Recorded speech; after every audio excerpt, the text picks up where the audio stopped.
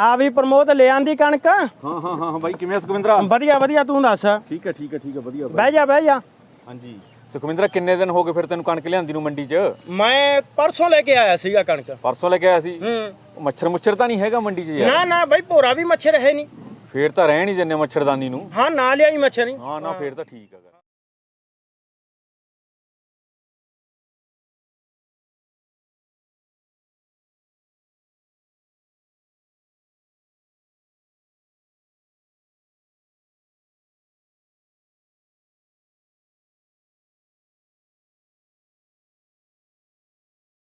ਯਾਰ ਸੁਖਵਿੰਦਰ ਦਾ ਕਹਿੰਦਾ ਸੀ ਮੱਛਰ ਨਹੀਂ, ਇੱਥੇ ਤਾਂ ਭਿਉਂ ਕਰੀ ਜਾਂਦਾ ਕਿ ਮੱਛਰ ਭੈਣਾ ਸੌਣ ਹੀ ਨਹੀਂ ਦਿੰਦਾ।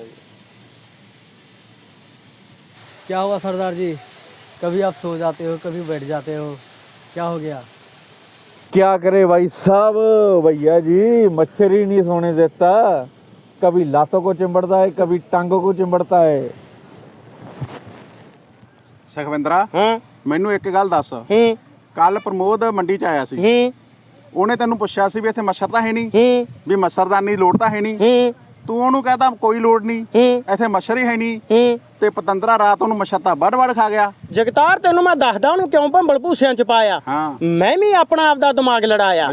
ਮੈਂ ਰਾਤ ਜਾਣਾ ਸੀ ਘਰੇ, ਮੈਂ ਕਿਹਾ ਕਿਵੇਂ ਨਾ ਕਿਵੇਂ ਮੇਰੀ ਢੇਰੀ ਦੀ ਰਾਖੀ ਕਰੇ। ਇਹਨੇ ਮੇਰੇ ਕਹਿਣ ਤੇ ਮੱਛਰਦਾਨੀ ਨਹੀਂ ਲਾਉਣੀ, ਫੇਰ ਇਹਦੇ ਦਿਵਾਲੇ ਆ ਕੇ ਜਦੋਂ ਕੰਨ ਦੇ ਮੱਛਰ ਨੇ ਬੀਣਾ ਬਚਾਉਣੀ, ਇਹਨੂੰ ਨੀਂਦ ਨਹੀਂ ਆਉਣੀ।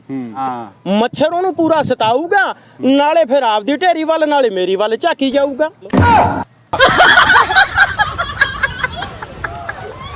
Ha ha ha!